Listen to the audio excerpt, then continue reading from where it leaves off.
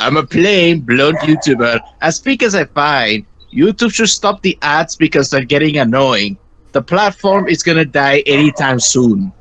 Yeah, I say give it about never and such, because considering how many people, basically YouTube is almost kind of like, I guess you could say maybe like the main cable of like internet and everything. It's basically, to be fair, it's basically the website everyone goes to and such, and like, I mean, like, sure, like, slowly there are going to be other video platforms here and there, but to be honest, I basically don't see YouTube getting taken down in probably, I say give it about more 50 years or so before that actually happens.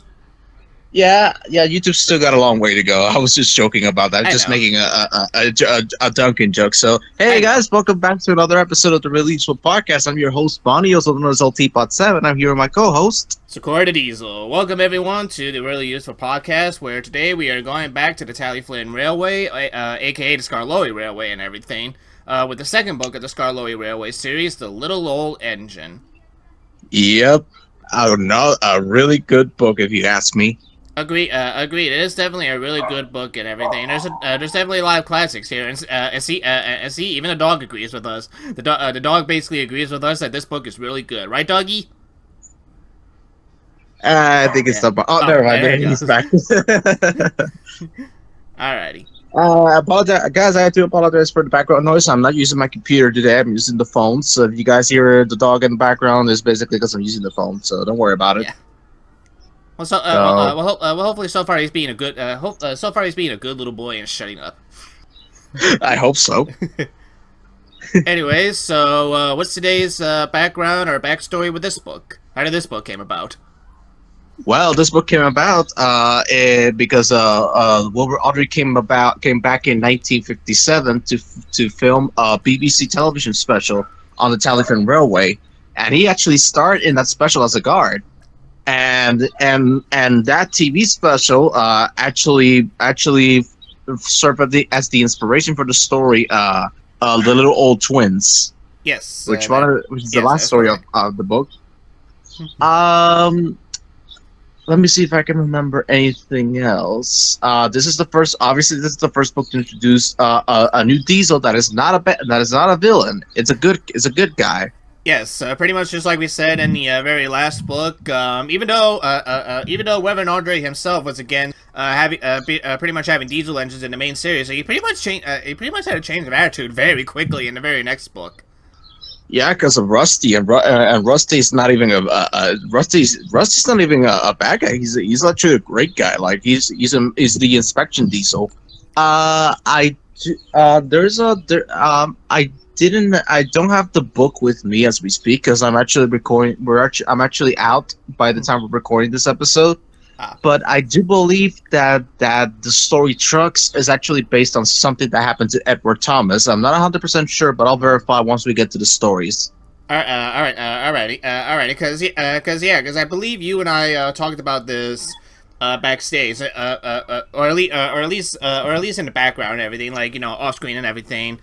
Basically, Bon and I were wondering, like, if basically Edward Thomas's accident also played a role, or at least like, or at least pretty much if the accident in Trucks was actually inspired by anything, or it was just something that Wilbur made up because of something very important that's going to happen to Edward Thomas once we get to season 3 and everything. Yes, and actually, I should mention that this is around the time that Edward Thomas got that diesel ejector. Okay. So pretty much by the time this book was published and everything, pretty much Edward Thomas had that special funnel and such. Yes, he actually got it, and unlike his brother, the experiments were not very successful, and the operators got so fed up with that stupid ejector that they actually decided to bring back his original funnel a couple years later. That I did hear about. Yes. Yeah. So at least with Edward Thomas's case, it wasn't just pretty much it wasn't just because his funnel got broken. It was just more that like he was just served as like a little guinea pig and everything, just to see on how the new funnel would work. And yeah, basically as Bonnie said and such, it didn't really turn out all that well and everything. So just kind of like, okay, here you can have your old funnel back. It's because according to what Doctor Giesel, that was the name of the designer who designed the ejector. According to the designer, it was supposed to save up coal, Mm-hmm. and there was no difference whatsoever. It's basically just a new funnel, and that's it. So Ah, that's I why see. they decided to bring back his original funnel, and he's had it ever since. Yeah, makes sense and everything. Alrighty. Then I think that should do it for the background and everything. A little I short. also, oh yes, I should mention this as well. By the time this book was written, they actually got a new steam engine on the Talyllyn Railway. Yes, they did. Which in turn means we get a new Skarloey engine in this book, and oh boy, are we. Excuse me. Most likely, we're definitely gonna have a lot to say about this new character. Oh yes, we do. If I may, because I still haven't finished about Go this ahead. new engine. This new engine was built for the Royal Air Force, Mm-hmm.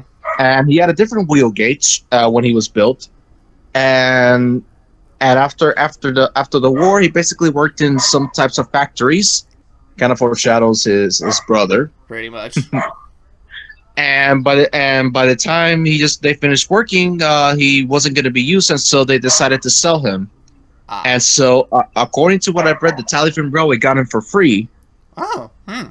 Yeah, so they sent him over, and they had to do some small changes to his wheelbase because it was too large. Yeah. And and That I did hear well about. and well that and because he had a new wheel range installed, that's what inspired. That's what the sorry. Basically, it's what inspired his brother's character trait of doing like rock and roll and all that.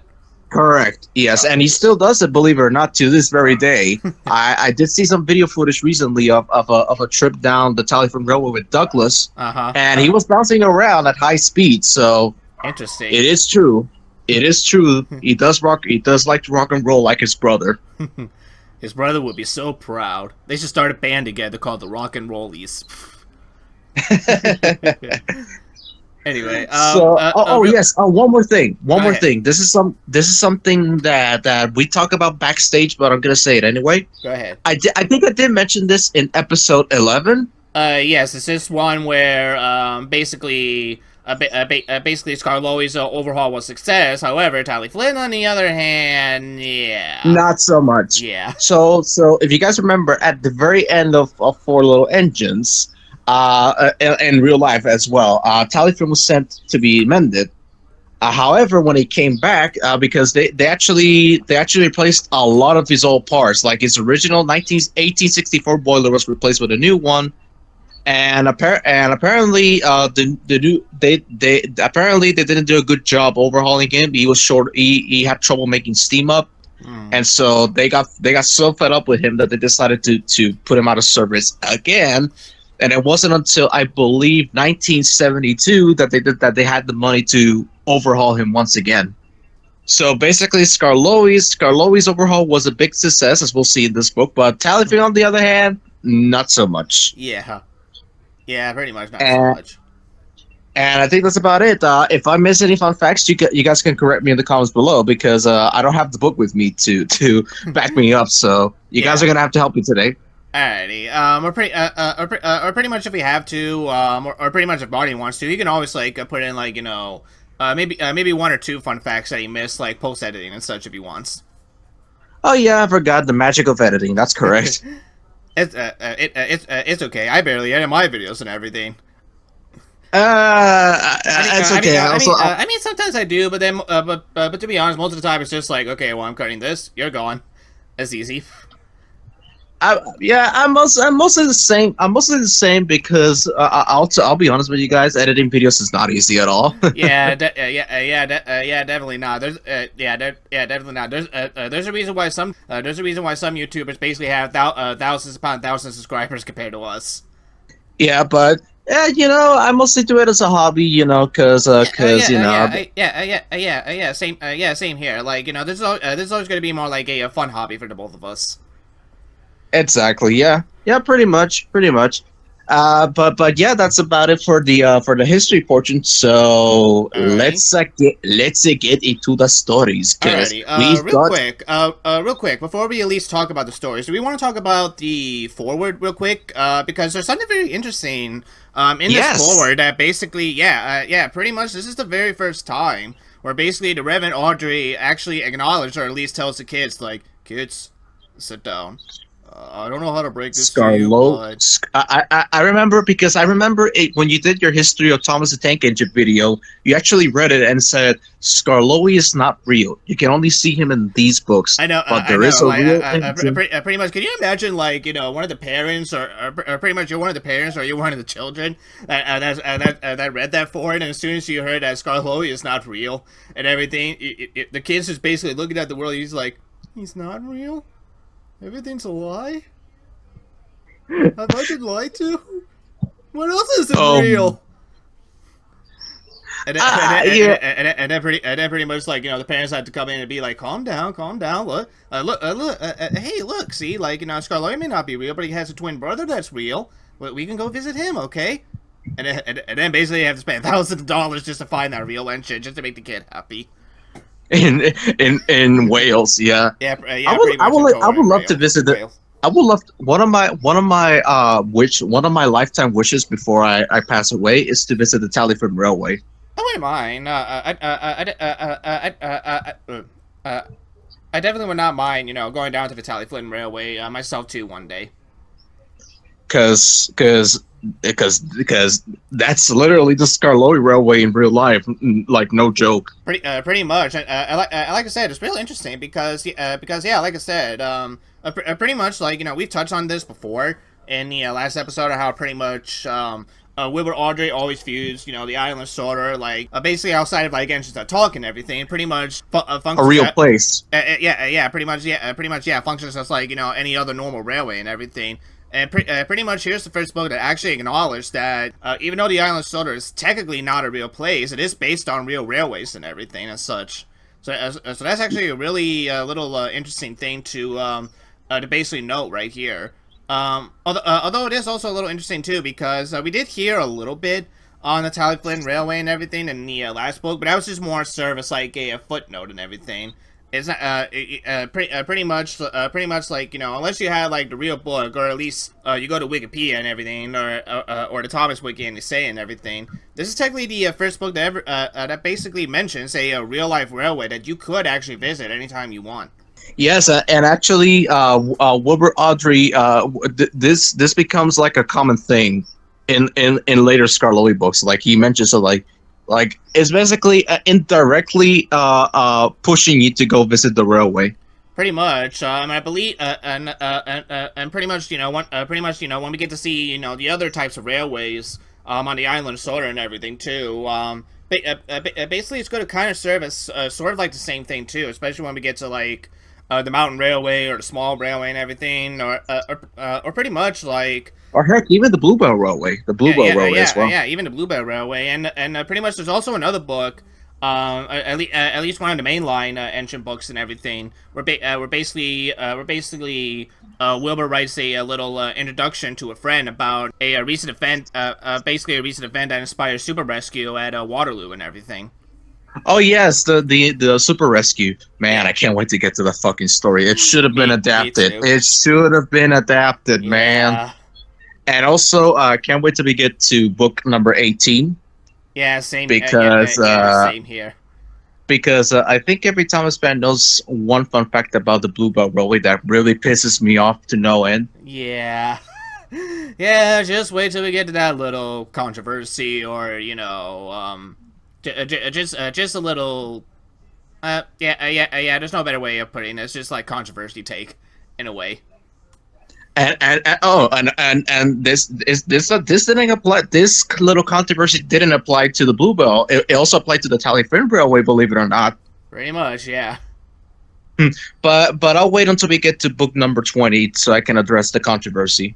So I think that wraps it up. So let's get So into yeah, the now let's get to story. the story. So go ahead. You're gonna start off with the first story of the little old engine with trucks. All right, trucks.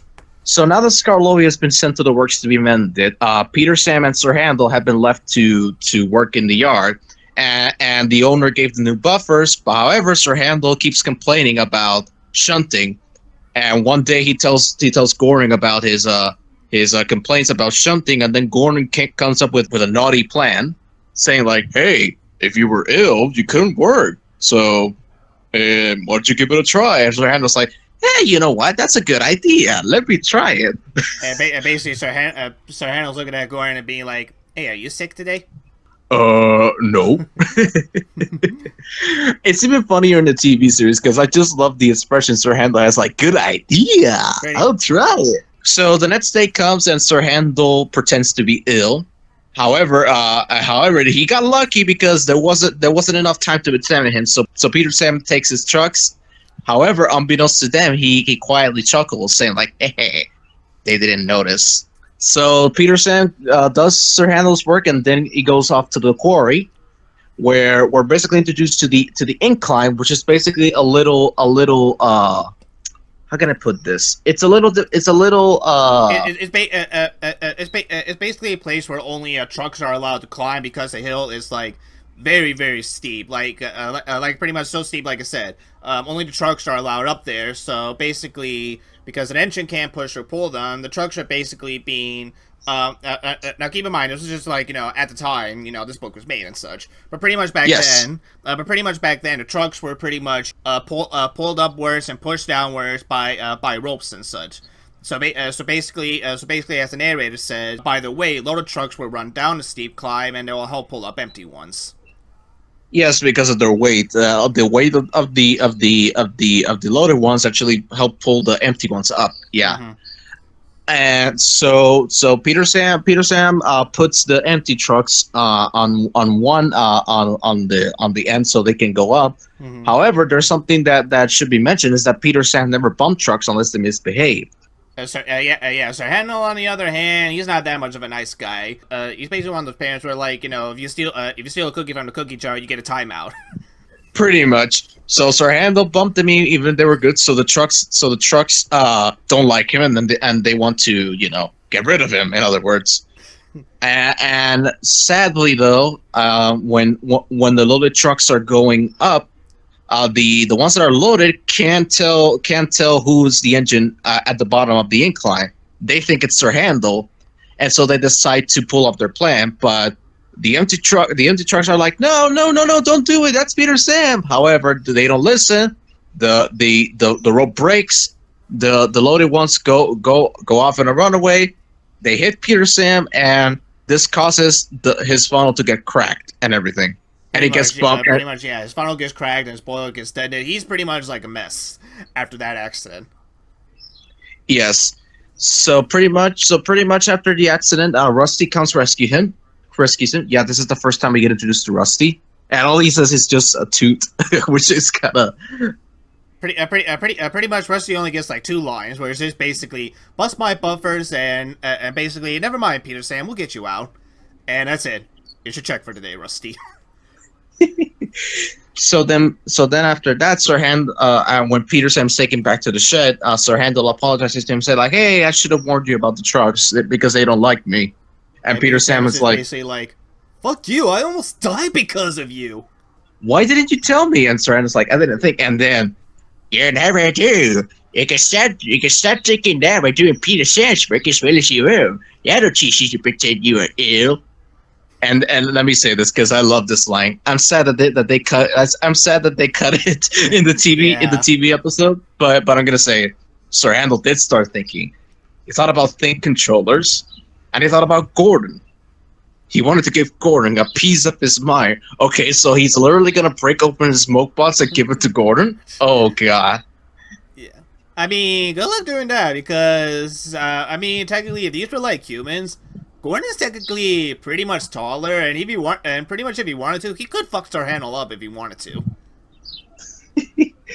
Yeah, so that was trucks, pretty much. Mm-hmm. So this story, I, I can't even. Where do I even start with this story? Already, we're starting with a banger. This story is Mm-hmm. a fucking classic. It's possibly one of the funniest, but also one of the saddest Skarloey Railway stories in the entire series. It's funny because I love seeing Sir Handel act like a stupid bratty kid, and I love that he gets his comeuppance at the end. Yeah. But this is only a warm up, folks. Oh Just you yes, wait. it's definitely only a Just warm you up. wait. Just you Just wait you until we wait. get. Just you wait until we get to another story much later. Yeah. But it's also kind of sad to see that Peter Sam got in trouble. Well, not in trouble. He actually Well, at least not he in actually trouble, got into an but he got accident into like a bad situation all because Sir Handle was just being a lazy ass. because another engine's carelessness. Correct. And I'm not gonna say too much on this story because I have a feeling that Zuko has a lot to say about this story. So I'm gonna keep my thoughts very short. All right. All I'm gonna say is that this story is a classic, and I wonder what rating I'm gonna give it. Hmm. I think I might have a feeling, but go ahead. If it isn't obvious by this point, this story is a fucking 10. I love this story to death. It's a great story. I do. If I had to say something negative about it, I don't have too much to say negative about it. But this has mostly to do with the TV episode. Like I get what they cut some of the lines, but what the TV series lost is what makes the book version a lot better for me. But it's only minor. It's not too bad because the TV episode is great on its own, Mm-hmm. especially that crash with Peter Sam. Yeah, same here. Which I'll go ahead and start that one off too, because pretty much like you with a close shaver duck and everything, and how you finally wanted to see that episode, I had to crash and everything. This was also one of these episodes where pretty much anytime I also saw the crash of Peter Sam getting into an accident with the trucks on the incline and everything. I finally wanted to see the episode for so long, and it wasn't until I got the VHS of Thomas's trackside tunes and Trackside everything. twos. Yeah, that pretty much I finally saw the episode and everything, and I'll be honest, as a kid, I loved it. Like, to be honest, I think I kind of loved it more for the crash itself and everything. But pretty much watching the episode again and even reading the Railway series version of this story, it is still a very good story and such. And yeah, it's like you said, this book pretty much has pretty much both have its feel of like pretty much his funny moments and everything with, like you said, with Sir Handel, with pretty much Sir Handel trying to come up with a way to pretty much come up with a way to get out of his work and everything, and pretty much at the end and such, it didn't work. It really backfired on him badly. It really did. He really could not have picked a worse day to have this plan be backfired and such and everything. That pretty much just seeing the end and everything where pretty much he gets his rightful punishment and everything too. It really does make that scene. It really does make that scene all the more satisfying and funny. And like you said, it's also pretty sad. It definitely also has some sad moments too. It's especially when we got to the crash scene itself, and I definitely loved how it was handled in the TV series as well too. We're basically you see that crash just slowly building up, especially with the way the truck, especially with the way the lower trucks were getting ready to hurl down at incline and everything. Just the camera work and everything, and the way that the rope was snapped and such, and pretty much the slate trucks and such, pretty much just crashing into Peter Sand. That was just nicely filmed and edited and everything. It basically did leave such an impact on that crash. Although basically I will agree that it is also a little sad that the TV series didn't mention anything about what happened to the driver and fireman during that crash and everything too. And pretty much I will admit, I think the Railway series makes that crash even more a little bit of a violent one too than in the TV series in some parts and everything. Yes, like the mention that Peter Sam was jerked backwards. Yeah, pretty much. Although to be fair, the Reverend Audrey did make a nice little funny moment too that I also wish was in the TV series. Where basically Peter Sam complained that like he didn't want in the bath or anything. Oh yeah. That little part is always cute and everything.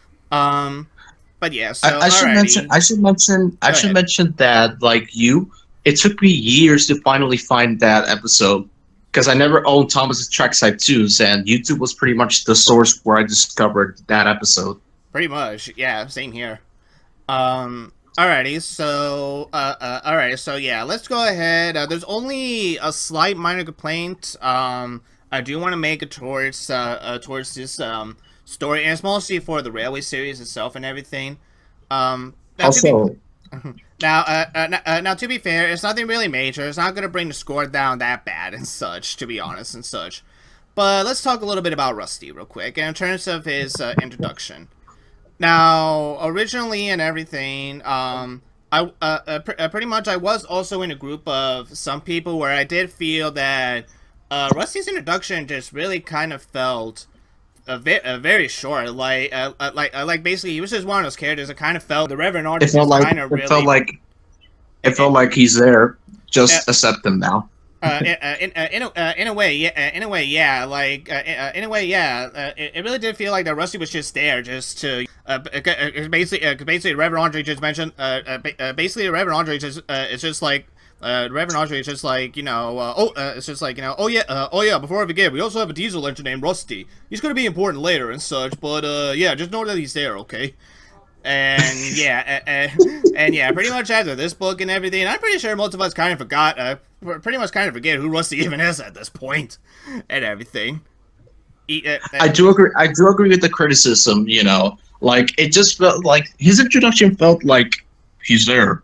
Pretty, Accept him. pretty much, and such. Although I will admit that, like, even though the introduction is a little bit weak and everything, I still think that, like, in the story, at least in this story-wise and everything, he was introduced just enough to leave at least, a little bit of an impact onto, like, what kind of character he is and everything.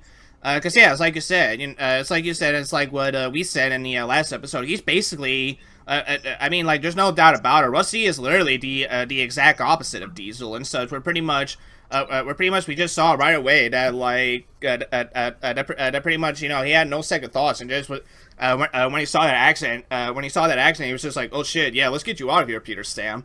I mean, at the very least, at the very least, it does also it also does put a nice spotlight to Rusty himself as a character.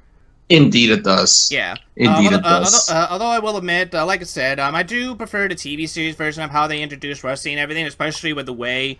Honestly, it was kind of a little clever. I don't know, like, who thought of this firsthand and such. But basically, whoever thought of this firsthand and everything, really picked a real good character to pair up with Rusty a little bit, and that being with like Harold the helicopter.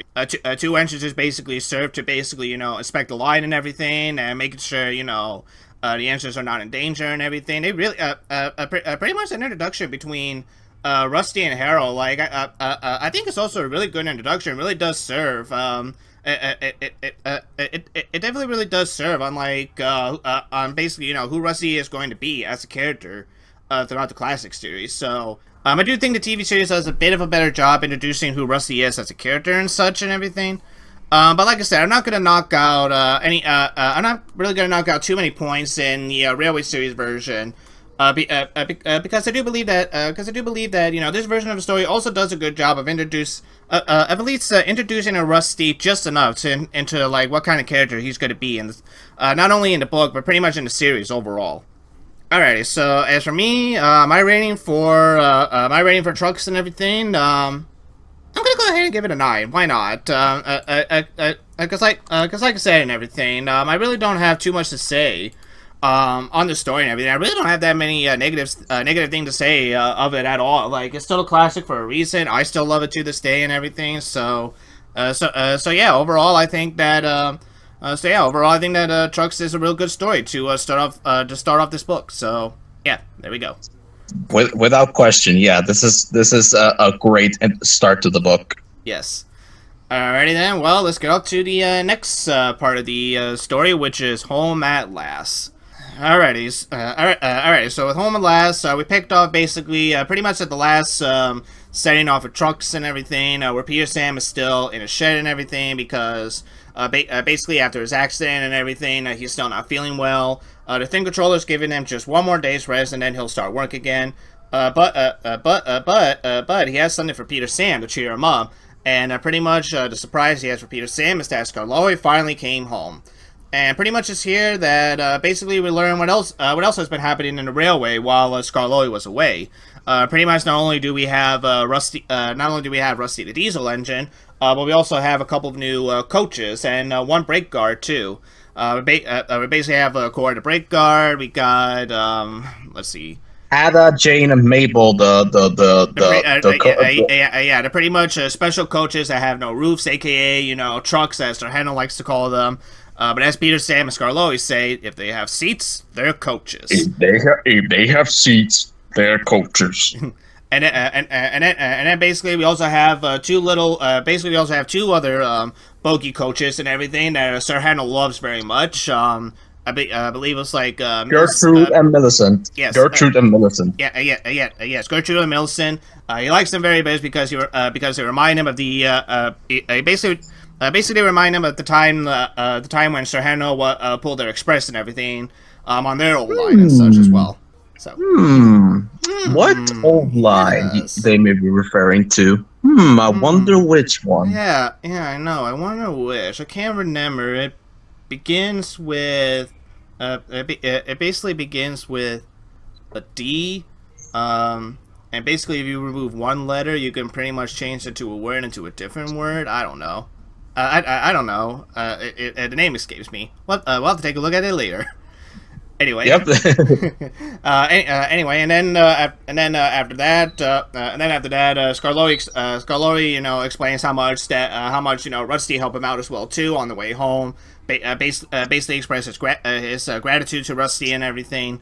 And it's also when we get to learn about a new engine that literally just came after Peter Sam had his accident and everything.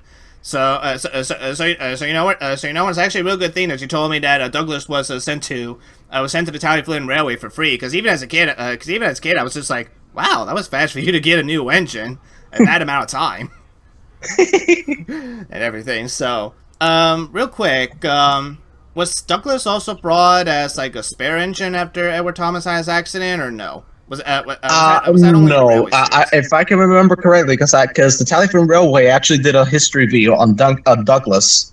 If I remember correctly, they were gonna they basically needed to get rid of him because he wasn't needed anymore. So I think Tom Roth, which was the vice president of the Talyllyn Railway at the time, he wrote to the company that had Douglas saying like, hey. We could get Douglas if you want. So that's how they ended up getting him. Okay. So So then the little plot point about Peter Sam, or at least Duncan coming to the Skarloey Railway because of Peter Sam's accident. That was just a thing that the Reverend made up. I think so. Yes. I might have to verify just in case, but possibly, yeah. Okay. Well, anyway, after that, we pretty much get to learn a little bit more about Duncan, and he's definitely a character, all right.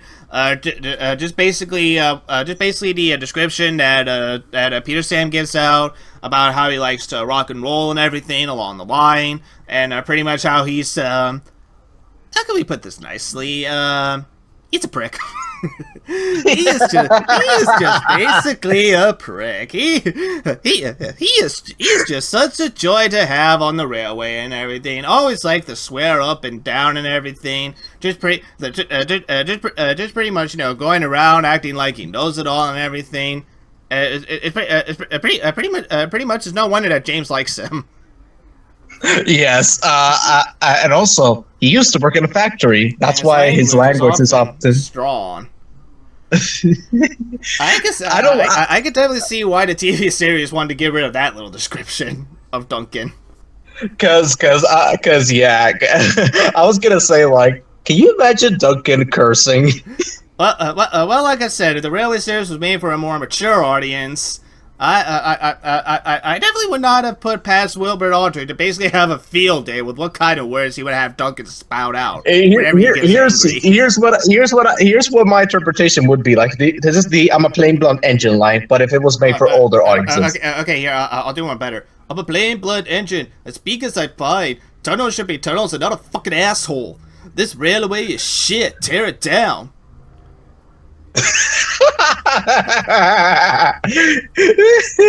Well, that was very close to what I had in mind. Very close. Yeah. Very close. Here's what mine was gonna be like. It was like, Go ahead. I'm a fucking plain blunt engine. Fuck this bullshit. Tunnels should be assholes, and everyone should get the fuck out. Tell this railway up. It fucking sucks so hard. What's that about me? I'm a plain engine, and I believe in plain fucking speaking. Speak the fuck up and stop whispering in corners. So yeah, you guys can pretty much tell that we fucking love Duncan. Like, Yeah, pretty much. Yeah, pretty much. And like I said, Duncan is one of those engines where it's pretty much easy to see why. It's pretty much easy to see why in the TV series he's definitely the engine most popular in the TV series, and why like he gets a lot of episodes to himself. Because pretty much his character writes himself and everything. You could pretty much literally put Duncan into any like situation because of his like attitude and everything, and pretty much it almost works to in a way. can you imagine if he was paired with Sir Handel? Yeah, I know. Technically, that only happened one time a little bit, but even then, it wasn't much of a pair up. I'm just saying, can you imagine if they wrote some stories with him and Sir Handel paired together? No, that would be really something to see. To be honest, that would really be something to see. The two big engines that complain, Yeah. But anyway, let's continue. Yeah, so pretty much after Peter Sam gives a little introduction to who Duncan is, pretty much, Skarloey's driver and fireman are just pretty much, well, oh boy, Duncan fucked up again. He's stuck in the tunnel and everything. And so pretty much, Skarloey takes some workmen up the line. He basically makes a comment about pretty much how Rusty really mended the old tracks so well and everything. And then basically when they find Duncan, pretty much we already said his complaints, so pretty much we don't need to repeat what he said, but pretty much, yeah, he's not happy for being stuck in the tunnel, and pretty much he's so pissed off that even his driver is just like, dude, shut up. Shut up! This tunnel is quite big enough for engines who don't rock and roll. It's pretty much big enough for engines who aren't fucking assholes, okay? You know what? Now that you mentioned about like, or at least now that the Reverend mentioned about Duncan's language about being strong, it kind of makes me wonder if he pretty much picked up on that language because of his driver, fireman, or pretty much the factory men that he worked with. I'm thinking it's more the factory men, most likely. Yeah, most likely and such. But yeah. All right, so pretty much after they cleared away the rocks and everything, while the workmen stayed to make sure that the tunnel is nice and safe, Skarloey pretty much brings Duncan all the way home and such. And pretty much when Duncan is returned home, the thing controller is just like, you better behave or I'll cut you. Literally. Pretty much the thing controller is just be like, if you don't behave, I'm literally gonna murder you and no one's gonna miss you. In fact, I'm pretty sure Rusty and Skarloey will help me hide your body. Oh man, talk about a dark ending. Well, I mean, somewhat dark and everything. I mean, thankfully Duncan doesn't die or at least get murdered by the thing controller. But yeah, it's a pretty dark punishment that pretty much the thing controller is giving him, it's like we said, this is one dude you do not want to piss off. You really do not want to piss him off. So anyway, definitely. Yeah. Anyway, that's Home at Last, and like I said, again, this is another really good story. I don't have too much else to say on this story either. Pretty much deserves as a good story to have Skarloey coming back and everything. Pretty much Skarloey is definitely actually, yeah, there's something we should really mention, but the Talyllyn Railway, when John T. Kenny is illustrating it, looks really beautiful. It does look very, very good. It fucking does. I fucking agree. It does. I think this is the Even with the pictures where we see, Skarloey turtling down, both in Home and Last and in Rock and Roll and everything, it just looks so good. Like, you can really see the forces coming in real lively and everything. And pretty much even the way that Skarloey is, being drawn, he looks real. He really does look like his twin brother. If yes, definitely. And I'll be honest, like the best illustrator to draw the railway was definitely John T. Kenny, Pretty much. without question. Pretty much, I definitely agree. Right then and there, and everything. But yeah, like I said, it's really good to see Skarloey again. It's actually really good to get a little bit more lore about also, filling up the readers to speed about, what's been happening with the Skarloey Railway and filling them in on the new rolling stock that they got as well too. I'm guessing if I had one major complaint, this is just but I'll say it anyway. I would have preferred if they trimmed down the scene of Peter San explaining the new coaches, but leave it there because we're just getting more information, which is more, Pretty much, yeah, and like pretty much to be honest, like even if you cut it real down, you're not really gonna be, well, no, honestly, I think they should keep it there because honestly, if they like trimmed it down or at least cut some parts out, it definitely would make it definitely would make some scenes and everything where we're pretty much we're pretty much where the story does mention their names seem a little bit confusing and everything. So I think it was a good call for the Audrey to at least give at least some information about what they look like and everything and how they are and everything. A little bit is both like rolling stocks and such. Yeah. That's why I say it, like it's only a minor complaint. Like it doesn't affect my enjoyment of the story. One funny thing I should mention. this Go is ahead. this is just me when I was little. Remember when I got a surprise for you from me, sir? How nice, sir. What is it, sir? As a kid, I thought it was going to be something like maybe a new wheels or something. But when I found out it was Skarloey, little me was like, oh. Oh. Can you imagine that with Peter Sam's reaction? As soon as Skarloey comes back, he opens his eyes and he's just like, oh. And Skarloey's just like, oh? Oh? I've been away for almost about like what? A month? And this is my welcome party? Just a simple oh? That was me when I was younger. Not anymore, because I understood the story more and more. Yeah. You know what? Honestly, I could. I could really picture. I could kind of picture Sarahano being the one that just kind of goes, oh, as soon as Skarloey comes back and everything. I could just picture him. I could just picture him being the one going, oh, you're back. Hi. Actually, wasn't he the one that wanted Skarloey to come back at the very end of Old Faithful? Uh-huh. And all he, yeah, he was, but Sir Hannel, he's like a cat, like basically one moment, like they're very happy and everything, or at least they want, or pretty much they want their owners to come back, and then sooner or later, once the owner comes back, he's just like, oh, hi, and then he just runs away. but yeah, it's kind of funny that little me was like, oh, really? That's a surprise. That's a surprise, just an old fart. Get out of here. I was naive when watching Thomas when I was younger, so that's why I was disappointed. But now I really now I enjoy the surprise now. Yeah, so you know how it is. Yeah, same here and everything. Like I said, pretty much like with a little bit of Rusty with trucks and everything. Home and Last really does do a really good job of introducing Duncan as a character, and you could tell just pretty much not only from the description, but even when you see him in that accident and everything with that tunnel, you could pretty much just tell how much of a joy this character is going to be for for pretty much some readers reading this book and everything.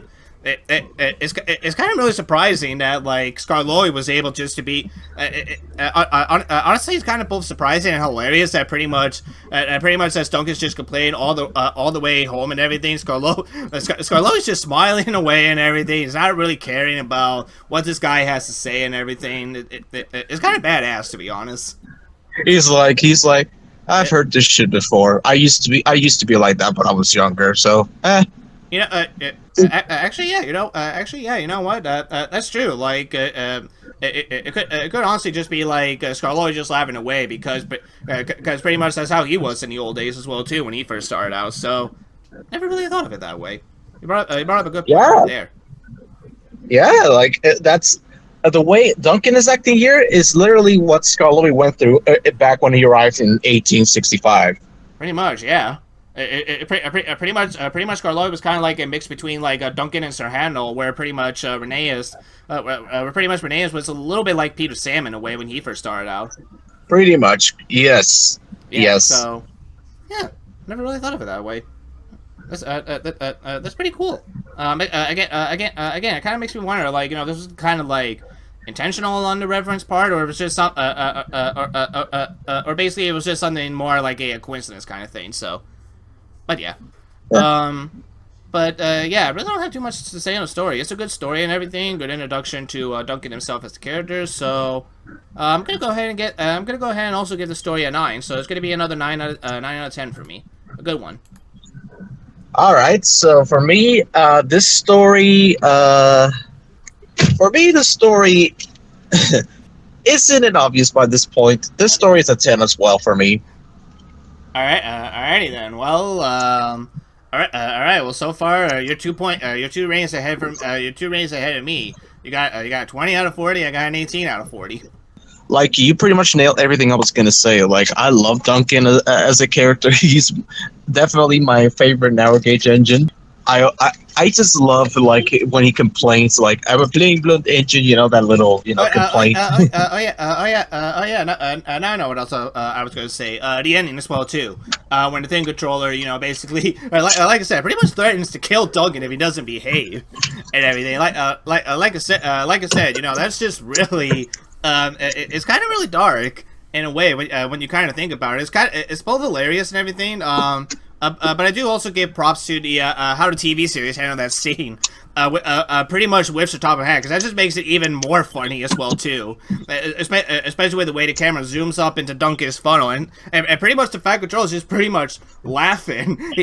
You can pretty much see him just smiling at the thought of just like cutting his. It's pretty much just cutting Duncan's funnel down to size and everything. It just makes it all the more hilarious and such. Especially with the look on Duncan's face. He's just like, whoa, dude, I just messed up your title. Wasn't that bad? Can we talk about this? The best part for me from the TV episode is basically listen to me. There's nothing wrong with that tunnel. You stuck in it because you tried to do rock and roll. Tunnels are not dance floors, and you are not a pop star. Yeah, honestly, I'm really glad the TV series added that line. It just makes it a lot more funnier. I mean, I can kind of see why it wasn't in the Railway series.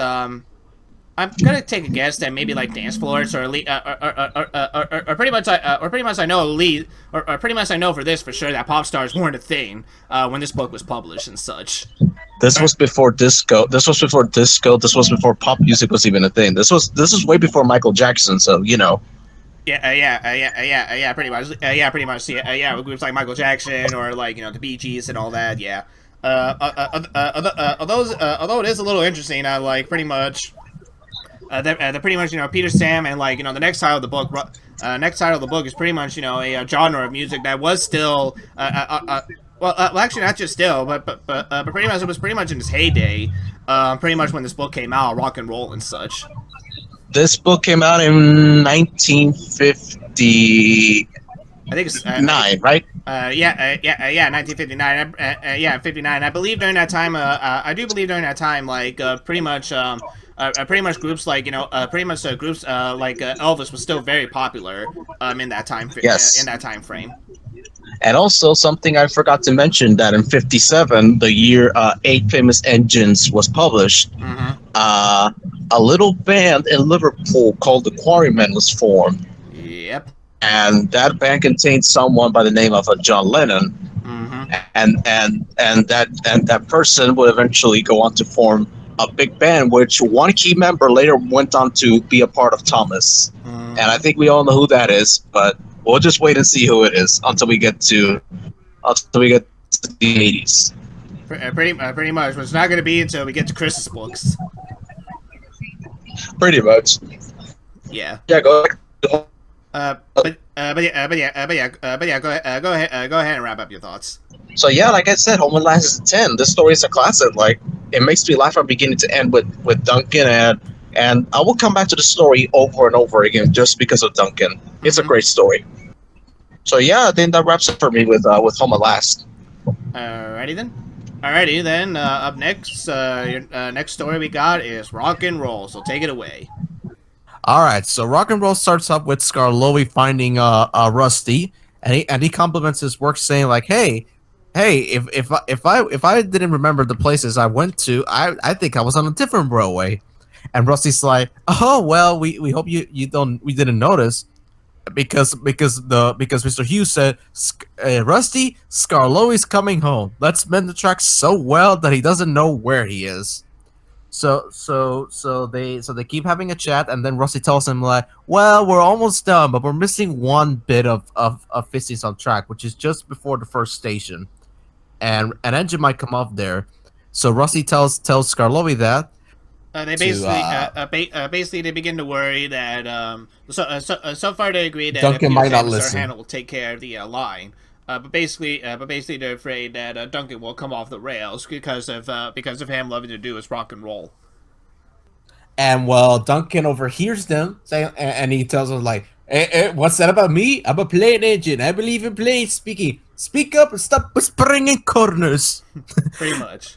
I, I love that line. Like I find it funnier in the book than in the TV episode because the illustration they're literally just whispering in a corner.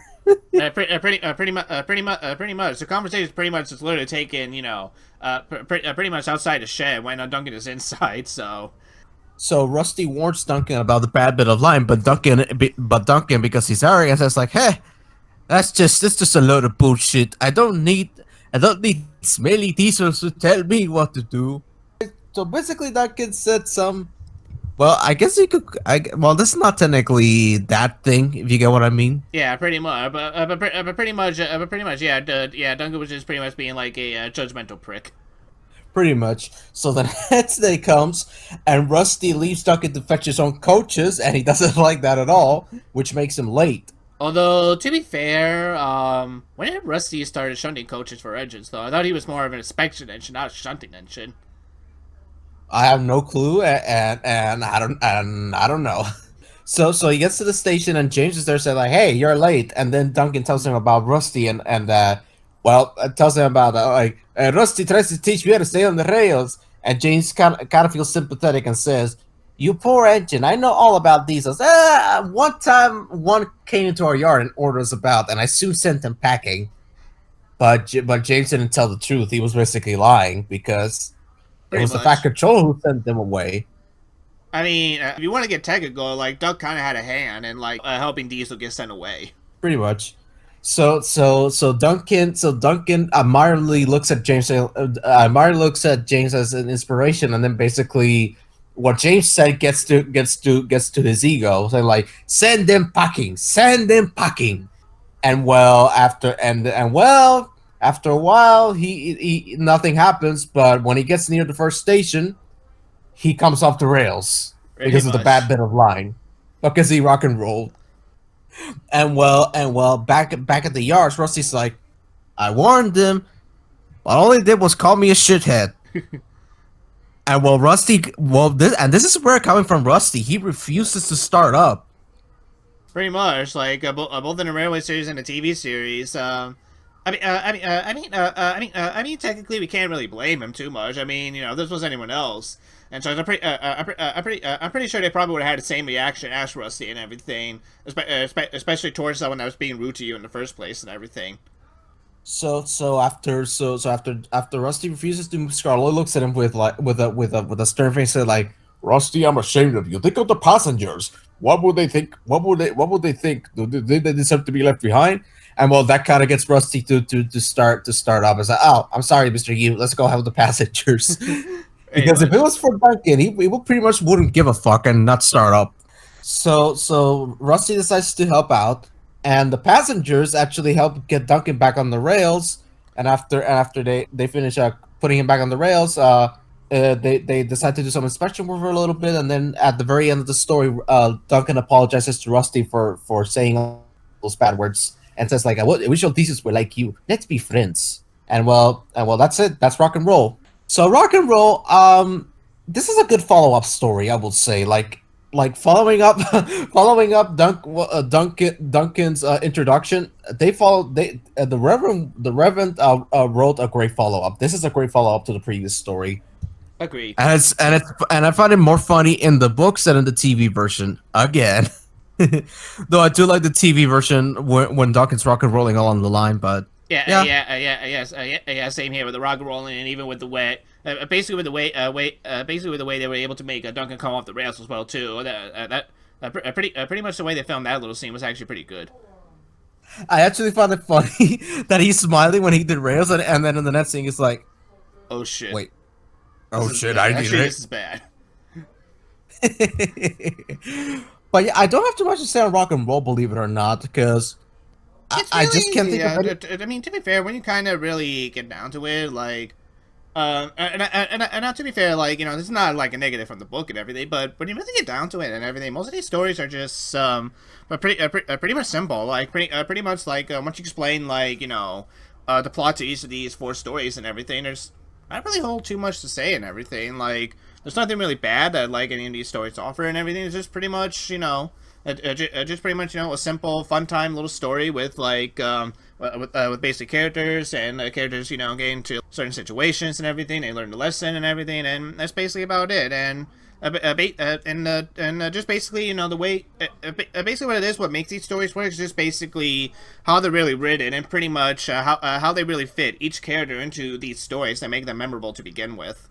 Pretty much. I don't have too much to say on rock and roll, so I'm just gonna give the rating right away in case you want to add up anything to it, because I don't have absolutely nothing negative to say towards the story. So it's gonna be another 10. You bet your ass it is. It's a 10. Alrighty, so 30 out of 40 and such, and alrighty, well, as for me, I don't have too much to say on the story either. Like I said, it's basically a fine story for what it is and everything, and I do agree, there is a couple things in the book that definitely makes it, that definitely has its own charm to it, versus with the TV series. Like we said, the whole scene with basically Rusty and Skarloey talking about the bad bit of wine and everything, and pretty much in the illustration, you can literally see Duncan in the shed right in that window and everything. And you could which basically makes that whole scene about Duncan, telling Rusty and Skarloey to speak up a lot more funnier and such.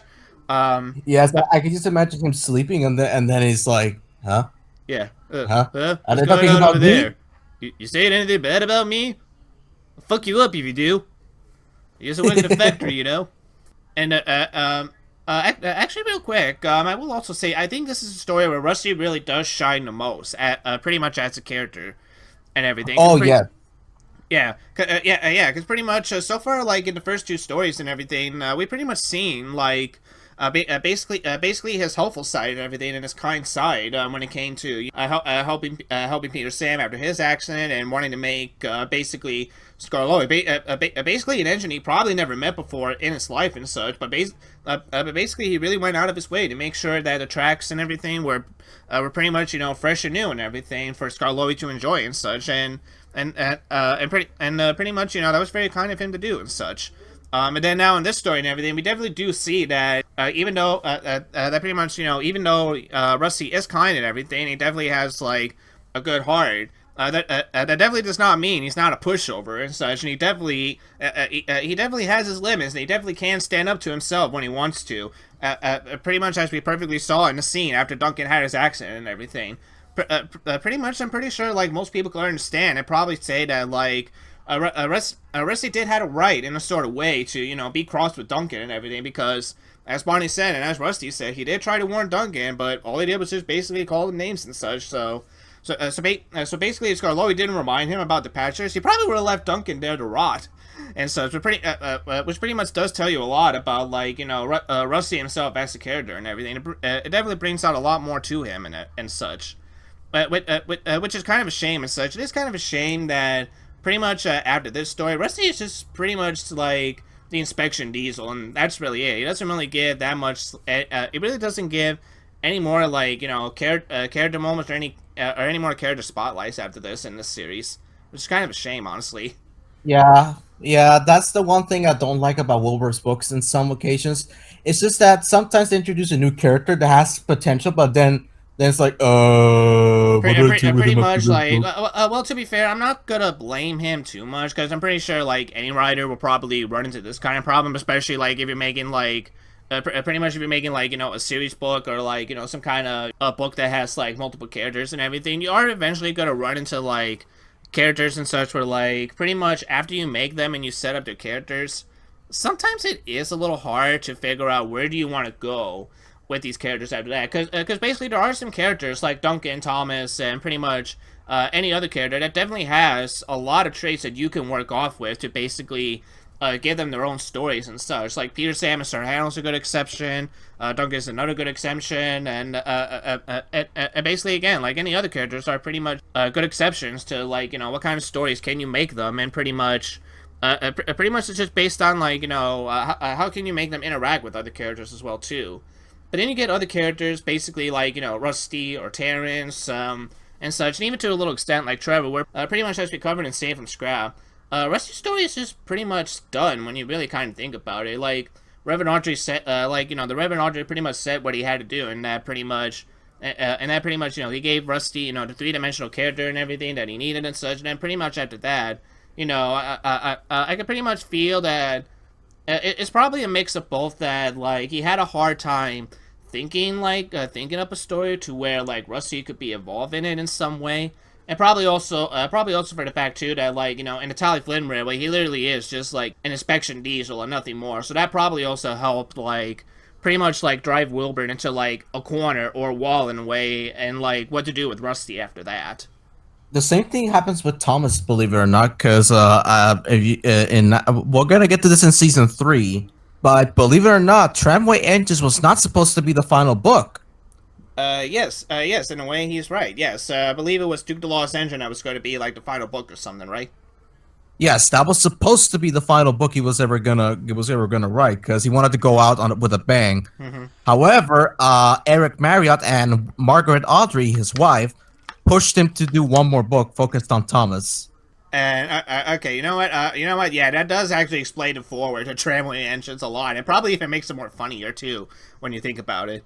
Yeah, it sounds like if Thomas was pestering him to write a book, but no, it was actually Margaret and Eric that wanted him to write one more book, but he was having a difficult time because, let's be honest, by the time that book was published, Pretty much, yeah. Like what is there to write about and such? and I'll be honest, I do see where he's coming from because by that time, steam engines were gone by that point, so what is there to write that hasn't been written about them? Pretty much, yeah, and pretty much it also aligns with like we said too when it came to like other characters where like Wilbur, like I said, I'm pretty sure Wilbur himself like really wanted to write more stories, with characters like Rusty or Trevor, but he was just like, I really don't know where to go with these characters. I pretty much given them all the characters I could. Like, there's nothing really much I could do with them at this point. Yeah, pretty much. Pretty much. But yeah, that's another story for season 3. Pretty much. So yeah. So overall, at least for Rock and Roll with Me, this is also a really good story too. And actually, there is a lot of really good moments in it that I really can't think of one bad thing to say. So you know what? I'm also gonna give it a 10 out of 10. Why not? It deserves it. So Okay, I have a feeling. I have a feeling this might be a perfect book for me, but we shall see. I think this is also gonna be pretty much a almost really close perfect book for me as well too. So. Alrighty, but we got one last story, and a story that actually was never adapted into television, on purpose actually, pretty much right from the get-go, as far as I'm aware, but I'm pretty sure pretty much So right this from the is our get-go. first. So this is our first. So this is our first original story.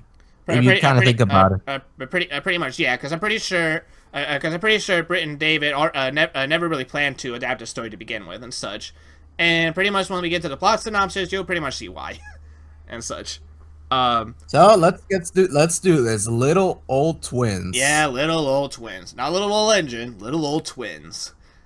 Alright, so the beginning of Little Old Twins, pretty much, we don't really know who takes them, as ever really explained. But pretty much one day, a group of people were pretty much given a tour around Skarloey Railway and everything, making notes in their books and everything, talking about Skarloey Railway. yeah, oh yeah, the Skarloey Railway. Anyway, yeah, they're giving a tour around the Skarloey Railway and such, and pretty much they're making notes in their books and everything, talking about taking things and such, which pretty much get engines like Peter, Sam, and Sir Handel to get confused and pretty much worry because they actually experienced something like that long ago in their old railway about people, coming in and taking things and making notes in their books. And pretty much they're getting ready to assume the worst, thinking that the railway is going to be sold. But once Peter Sam's driver And believe it or not, they were almost disposed of. Believe it or not. oh wait, really? Especially in the Talyllyn Railway? Yes, they were Really? almost disposed. I'm talking about Peter, Sam, and Sir Handel, pretty much. Okay. When they were bought from the Mid Sodor Railway, they actually went to work at the Sodor Aluminium Company, and when the project for a project they were doing, and when the project was completed in 1951, they were sheeted under tarpaulins and ready for disposal, similar to what happened to Duke. Interesting. And they sat there for like about a year until the very next year when they were bought by Sir Handel Brown for the Talyllyn Railway, for the Skarloey Railway, for £25 each, believe it or not. Huh. Nice. Real nice. All right, And yeah, so I can definitely understand why they're scared. Yeah, definitely. Now that you mention that, it really does add a lot more deeper meaning to that scene and such. Because again, like, pretty much again, like even though Wilbur could get writer's block sometimes, when he can make a scene really work and leave an impact, especially with the way that he wrote down with Peter, Sam, and Sir Handel. Like I said, getting much ready to accept faith and pretty much get ready for the railway to be closed yet again and such. Anyway, good news. When Peter Sam's driver pretty much explains and does away with the whole confusion about the railway not being sold, they're just pretty much going to be on television and such, and that gets Peter Sam happy, and it gets the rest of the engines happy, except for Sir Handel, because basically he's cranky old grandpa and everything. That pretty much hates modern technology and such. So basically he was about ready to tell the thing controller off. But then the very next day, when the thing controller came in and explained what the engines are going to be doing for the television and everything, Sir Handel, because Lord knows, engines never learn from their mistakes and everything. Sir Handel tries to get out of it by pretending to be sick again, and the thin controller just turns at him and be like, "Oh, you're sick again? Well, how would you like us to take you to pieces and everything, and pretty much to show off your body parts to the whole television?" And Sir Handel is just like, "Oh shit." Pretty much, like I said, the thing controller. Honestly, a little props to the thing controller, because he probably looked at Sir Handel and was just like, "Oh, you think you're gonna get out of this? Think again, bitch." The first time I read that line, my mouth dropped wide open and I burst out laughing. I can definitely imagine why. That if that scene doesn't tell you anything, is that you don't fucking mess with the thing controller. But anyway, so pretty much after the thing controller pretty much tells Sir Handel he's gonna get cut up and everything. He pretty much gives the rest of the engines his roles for the television. Duncan's gonna have a goods train. Rusty and Mr. Hughes going to show the people, and it's going to show the people how they mend the line. And Skarloey is also going to be at the top station with the old coaches and such. And Peter Sam is going to have the special train involved, and now he's going to pull the special television train, which gets him very excited. So then when the day comes and everything, the cameras are all set and all ready. And pretty much Peter Sam just takes them all the way around the Skarloey Railway.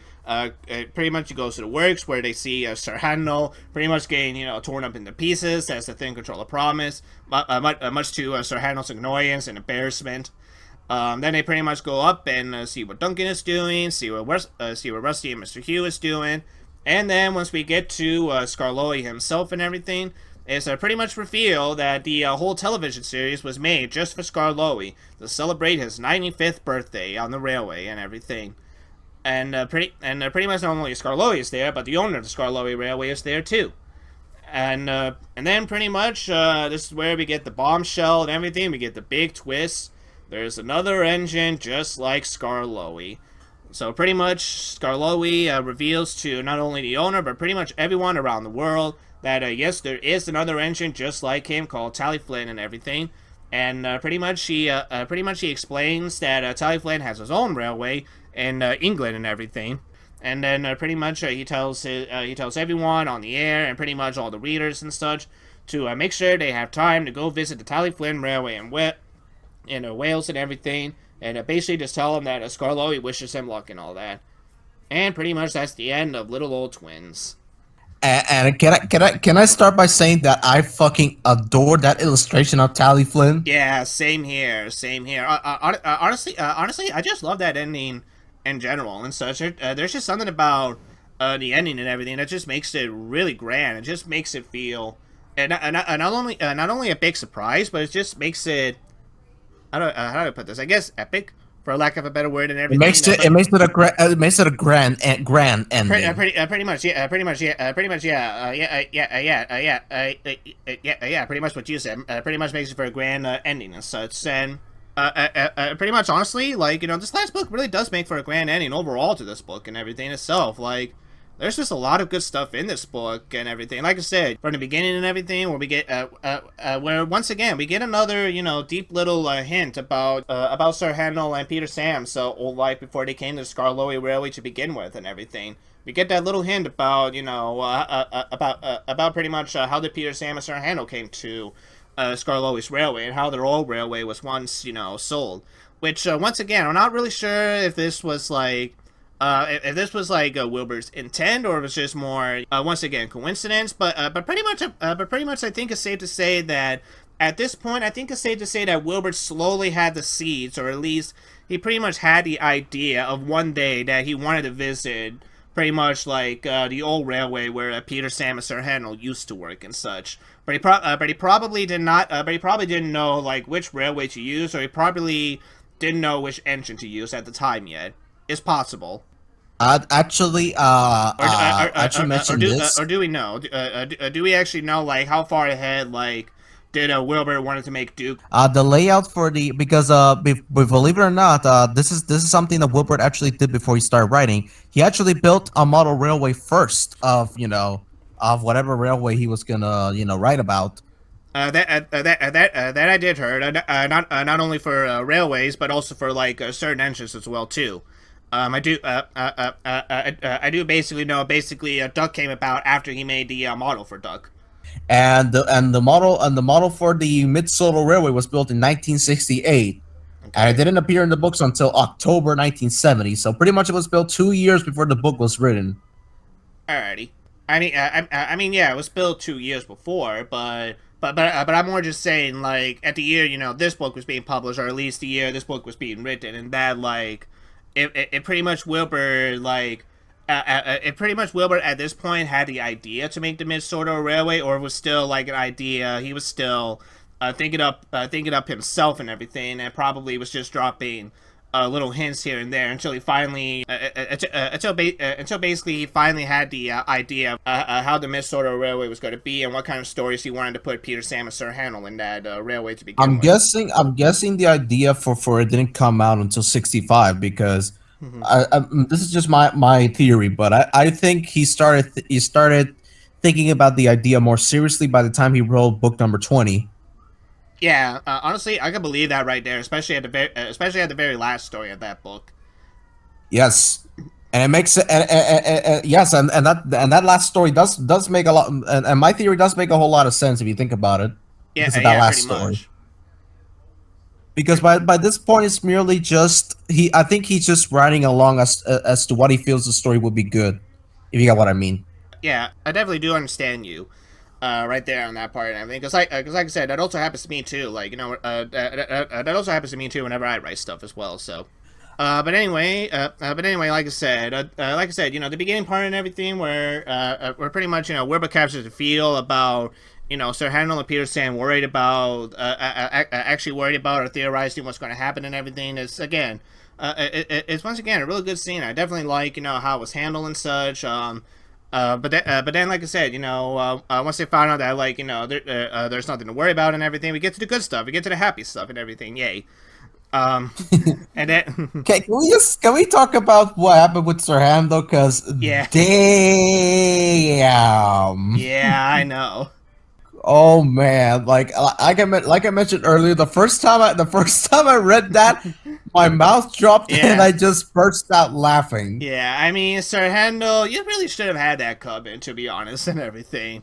He should have seen that coming. I mean, to be fair, did he really think that was going to fool the Thing Controller again? After pretty much he'd been caught, like, once?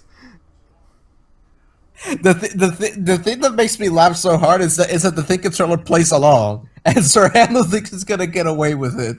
And then the Thing Controller is just like, well, if it wanted to stay in the shed and have us torn you up into pieces, that would be really good. Thank you so much, Sir Handel. And Sir Handel is just like, pretty much Sir Handel has the surprise Pikachu face. But yeah, like I said, there's lots of funny moments right here and too. And then pretty much once we get to like the TV scene as well too, pretty much like Bonnie said, you really do feel that grand ending and everything. Just pretty much how Peter Sam is just excited and everything to pull the train around the Skarloey Railway. You definitely do feel that excitement. You definitely do feel like the ending is coming real near, and pretty much once that ending comes and everything. It definitely makes you happy. It definitely makes you happy alongside with Peter Sam. Honestly, this Peter. When you really think about it and everything, the story also kind of serves as like a happy ending for Peter Sam as well too. When you think about it, Yes. because pretty much like. At the first story and everything, pretty much Peter Sam had kind of like a, pretty much a rotten day. Like I said, all because Sir Hadnell didn't want to do any work and everything, and pretty much because of that, Peter Sam had the really worst day of like running into an accident, or not just any accident, but like a serious accident with trucks to basically where like he was kind of damaged a lot and everything. And he pretty much had to stay in the shed for a while until he felt better and such. So in a way, when you kind of think about it and everything, like this definitely does deserve. Like, Peter Sam definitely does deserve a nice little special moment like this, especially like with everything that's gone through in this story and such, or at least in this book overall. Oh yeah. Like I never noticed that. Like, yeah, this is a great way for Peter Sam to go out on, and unfortunately, though, Yeah, I mean, things only unfortunately, got once we worse. see, yeah, I mean, like once we see Peter Sam again in the next story and everything, he's gonna kind of had like another shit day. In a way, mostly throughout the story, but then at the very end of that story, he's gonna have the last laugh. And this is just me, but I get this strange feeling. This is just me. I get the strange feeling that most likely that will be an 11 for you. Well, actually, okay, I'm gonna say up here right here now. I don't think I'm gonna get any story worth like an 11 and such. Pretty much it's just pretty much the highest number I'm gonna give is just 10, just so I could be more fair and such to each of the books. Yeah, but I'm just saying, 'cause I know. Pretty much for the most part, yeah. Most likely, it's definitely going to get a very good high rating when you think about it and such. But as we always say, we shall see when we get to that story. But anyway, back to this story and such. So yeah, I really don't have that much to say on it. Like everything about the story just really, caps off this book really well and such. It really does. Pretty much, it really does capture everything that the Skarloey Railway has been through and everything since the last time we saw it and such. Skarloey, being the center of the tension as well too, and getting to look, and pretty much getting that, again, a sweet and grand ending about learning about his twin, and that pretty much is a twin that you could visit in real life, thanks to the forward that Wilbur Audrey put down in the beginning and everything. So yeah, like I said, I don't have too much to say. So this is gonna be another story where. So this is gonna be another story where I'm definitely gonna give it another perfect 10. Like I said, it's a real good story right here. So yeah, 10 for me. drum roll, please, ladies and gentlemen. It's another 10, This isn't it? story, this story is of 10. Yes. Alrighty, well, this is a verse in a very long time where all the stories for you have gotten a perfect 10 rating. Yeah, I don't have too much to say on this story. All I'm gonna say is that this is the best ending this book could have ever gotten. Yeah. And oh, one more thing. This is the longest Railway series story ever. Yeah. Little old. Yes. Not only this story, but this is also something we forgot to mention in the last story, in the last book too. But also from what we understand, this story and the last story from Duncan and Diesel Engine are pretty much tied for being like for pretty much being the longest story in the Railway series this far. Yeah, and the one that has the most illustrations with 9. Yes, that is correct.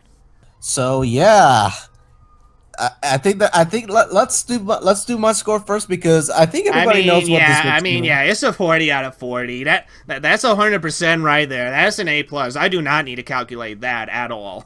And so that's just pretty much almost like second grade math right there. Exactly. So yeah, you gave this book an A plus, and to be honest, even my rating, which is like a 38 out of 40, that's still an A plus right there. That's still like a solid A, 95% right here. Overall, this book gets like an A plus from the both of us, and like I said, honestly, we don't have too much to say on the book, but that doesn't mean we think that the book overall it's like a nothing book or that or pretty much like this book doesn't have anything to offer, because it does. There's a lot this book definitely has to offer. Not just from the stories, but definitely from the illustrations itself. Like I said, John T. Kenny really nails it out of the park with these Skarloey Railway pictures. He really does. It definitely. I think this is the best book he's ever illustrated, in my opinion. Yeah, same here. Definitely same here. I definitely do agree with you right there. Especially that cover. Look at that cover. We're pretty much Skarloey's pulling Duncan and everything in his train. That's just really good right there. Oh yes, definitely. I think this and believe it or not, the next book are I think were his highlights. Pretty much, yeah. Same here. And yeah, just wait till we get to that next book. Yes. Yeah. So I mean, like, if you guys were slightly disappointed, especially the missing. Yeah. So yeah, if you guys were slightly disappointed that we didn't have to say that we didn't have too much to say, that we didn't have too much to say on these stories, don't worry. I'm pretty sure we're gonna have a lot to say on the next book, and at least one story in particular. I'm pretty sure we're gonna have a lot to say on that one. Yes. And that book might actually be the first one where Bonnie and I and our opinions are going to be slightly different. Probably even just different in general. At least for me personally, I am definitely looking forward to that book when we get to it. Yes, same here. And well, like I think that wraps it up because I don't have too much to say on this book, honestly, because this book was perfect. Yeah, same here. Like I said, this is just a really good book, and you know what? This is a really great follow-up to the last Skarloey Railway book and everything. So definitely we can recommend this book high enough. So get this book when you have the chance and everything. Get it ASAP. Yeah. Yes.